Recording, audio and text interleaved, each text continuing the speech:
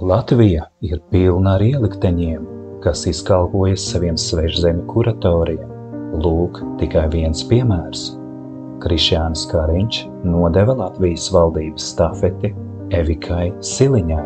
Jautājums, kāpēc?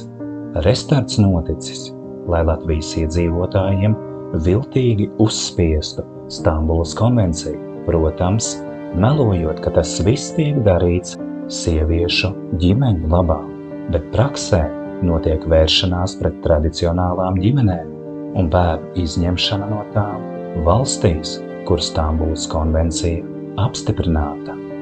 Gribat paskatīties, kā izskatās politiskā sulainība?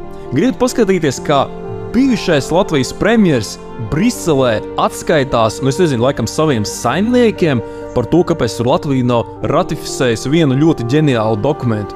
Gribat no viņa arī sadzirdēt to, kur viņš tiešā tekstā pasaka, kāpēc izjuka iepriekšējā valdība. Gribat izjust tādu lepnumu par savu valsti un politiķiem, kas ļoti labi māk aizstāvēt Latvijas intereses Briselē. Tad skatieties. Kas attiecas uz Stambulas konvenciju un tās ratifikācijas procedūru Latvijā.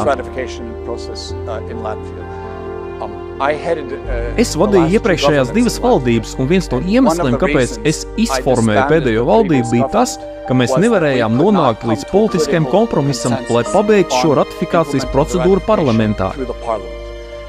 Tas nebija galvenais iemesls, bet viens no. Formējot jauno valdību, mana pēcgājēja Evika Siliņa iekļauj šo jautājumu kā vienu no pamatjautājumiem jaunās valdības veidošanas procesā un beidzot pabeigt šo ratifikācijas procedūru.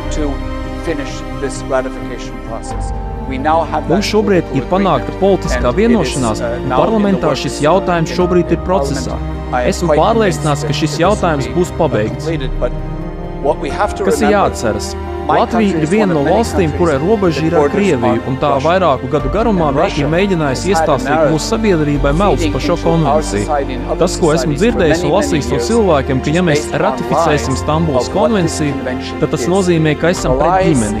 Tas ir absurds priekš tiem, kas ir lasījuši šo konvenciju. Tieši pretēji, tā stiprina ģimenes, jo tā pastiprina atbalstu sievietēm, kas tik ļoti pakļauts dažādām vardarbībām, kuras mēs cenšamies atzīt. Šīs konvencijas ratifikācija ir skaidrs signāls pārējai pasaulē.